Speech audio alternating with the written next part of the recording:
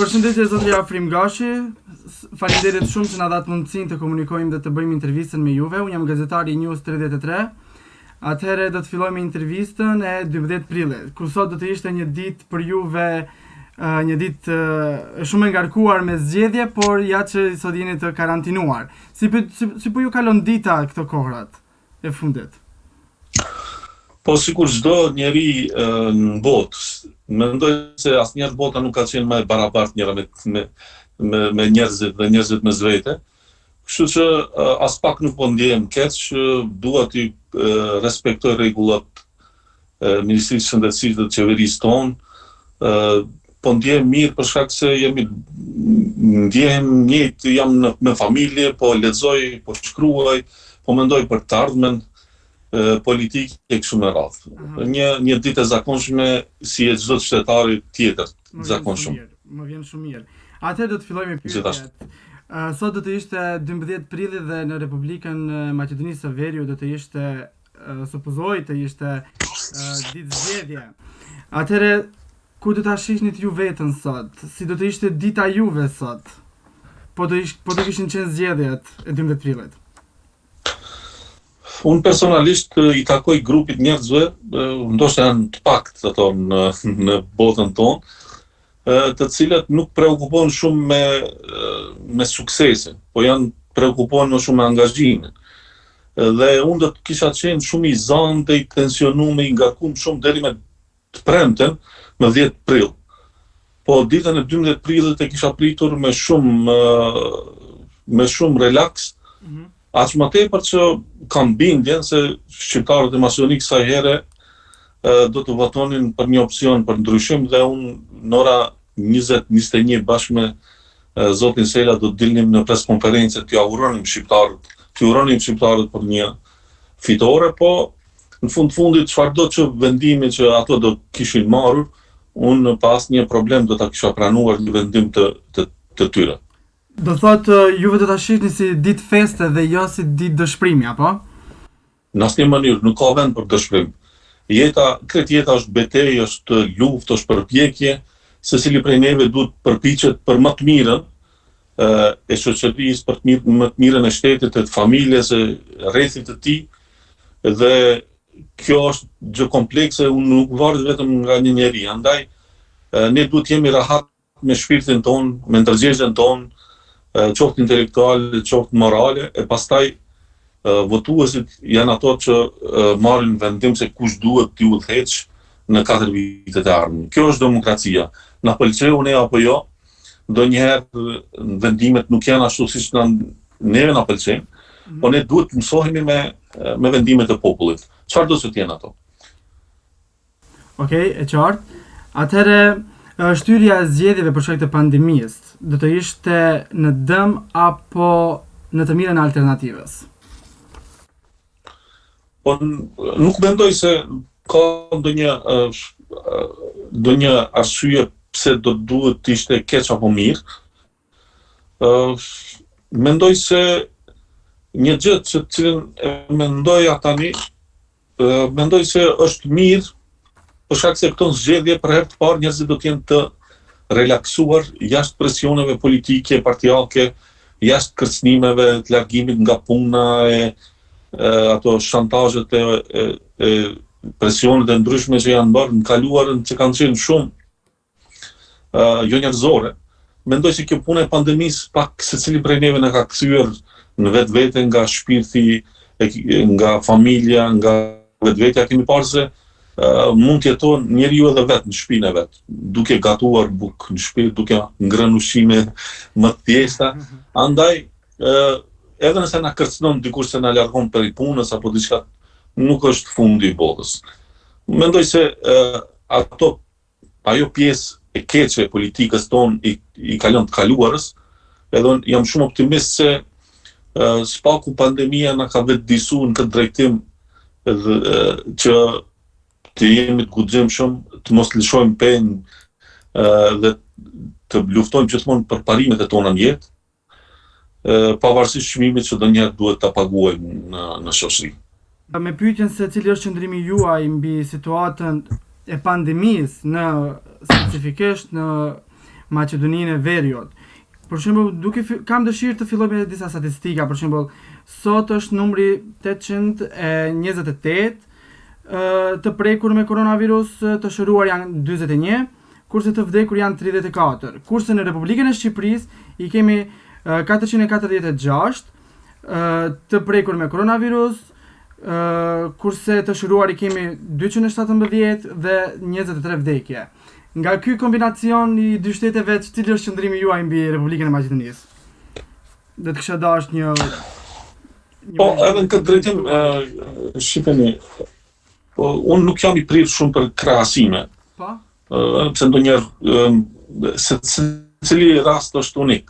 Maqedonia, edhe pse shtetësi me Kosovën dhe me Shqipëri, Kosova në bazë të numrave është shumë më mirë se ne. Po nuk do të thotë kjo se ata janë më mirë të organizuar se ne.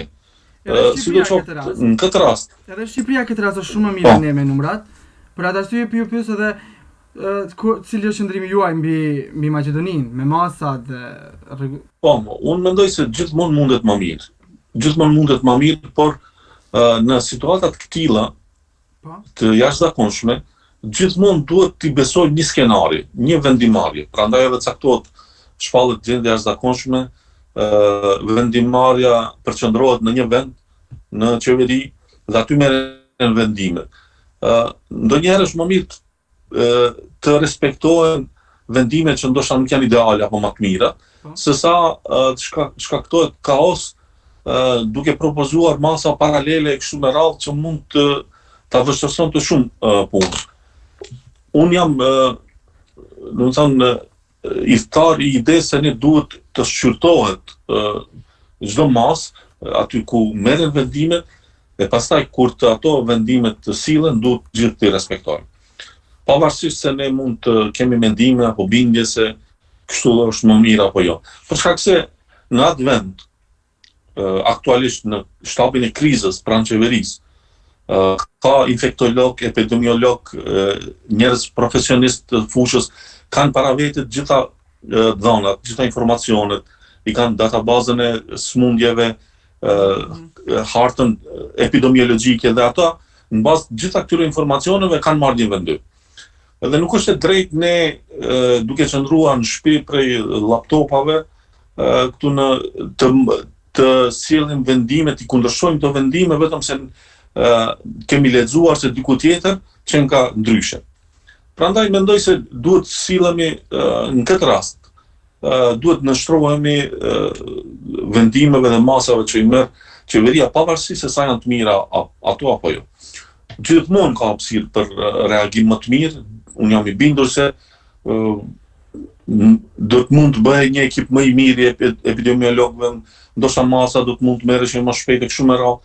Pavarësisht asaj, ne sot në këtë vend përballemi me këtë situatë, me këtë ekip, me këtë qeveri, me atë shtab të krizës dhe më e mira e smirës është që ne ti respektojmë ato masa dhe unë mendoj se ajo është rruga më e mirë për të zvogëluar numrin e përhapjes së sëmundjes apo infeksionit. Çfarë mendoni për propozimin e Bujar Osmanit për izolim total të shtetit për 14 ditë? Ju si pjesë e qeverisë, për atë arsye që ju pyes.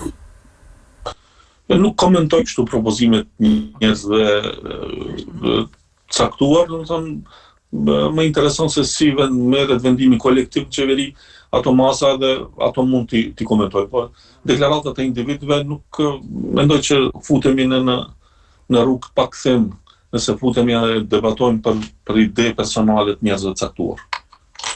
Okej. Jo, shkaku se edhe ndonjëherë propozimi personal i dikujt mund të jetë edhe shumë që ka impakt në kabinet. Për atë arsye edhe ishte pyetja kështu. Po, ne partitë që janë pjesë e pushtetit, apo ata njerëz që ndjehen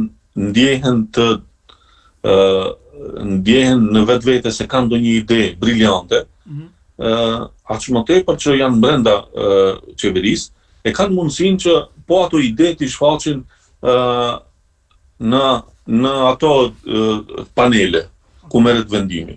Në qeveri, në shtabin e krizës, kështu që kushdo që ka ndonjë ide të mirë, duhet ta diskutojë aty dhe nëse ka argumente ta mbrojë tezën e vet, idenë e vet, Dhe nëse shumica e pranojnë, fundin nuk është meranzi ideja e kujt është. Meranzi është të vim deri te masat më të mira të mundshme në dobi të gjithë qytetarëve. Okej, faleminderit shumë. Do t'ju kisha bërë edhe një pyetje. Ndoshta zakonisht këto është edhe kjo pyetja e zakonshme e personave të cilët janë të karantinuar si gjithë shteti, kur po bëni intervistat është se çfarë po lexoni. Me çfarë po merreni më shumë në kohët e fundit brenda shtëpisë tuaj, si po organizoni ditën? Po, në fillim pak folëm për këtë punë, unë jam duke u marrë me disa libra, njëkohësisht që më kanë mbetë në gjysmë se kam një zanavje të mirë.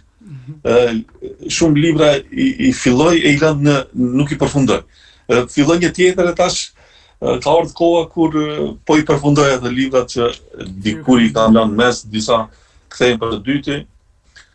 Pranë familjes, duke kaluar kohën përgjithësi ashtu, duke meditu, lexu, shikuar filma e kështu me radhë. Unë personalisht i pëlqej shumë librat dhe lexoj, ju kisha lutur që na tregoni titujt të cilët po i lexoni. Ose njërin prej tyre, ndoshta do të motivohemi edhe ne për ta lexuar libër, pse jo, sepse zyrtarët kështu kur bëjnë ndonjë propozim ose tregojnë se janë duke lexuar diçka, e shton edhe kurreshën ndoshta më të madhe tek opinioni mbi atë titull ndoshta.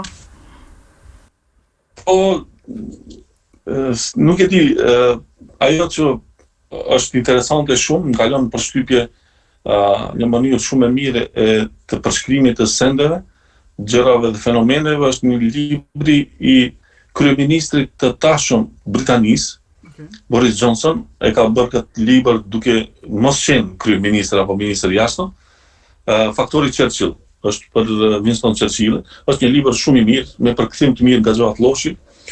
U kisha propozuar njerëzve që ta lexojnë atë libër, është i mirë kështu, shumë i mirë, spaku për mua. Atëherë faleminderit shumë. Ishte kënaqësi që të kemi juve në intervistë dhe shihemi në Faleminderit qofshi, suksese, shëndet mbi të gjitha, mbarësi për gjithë, uroj të shihemi në ditë më të mira, në kontakte direkte, për shkak se kontakti drejt për drejt, në sy me njeriun është i pazovendësueshëm. Faleminderit shumë.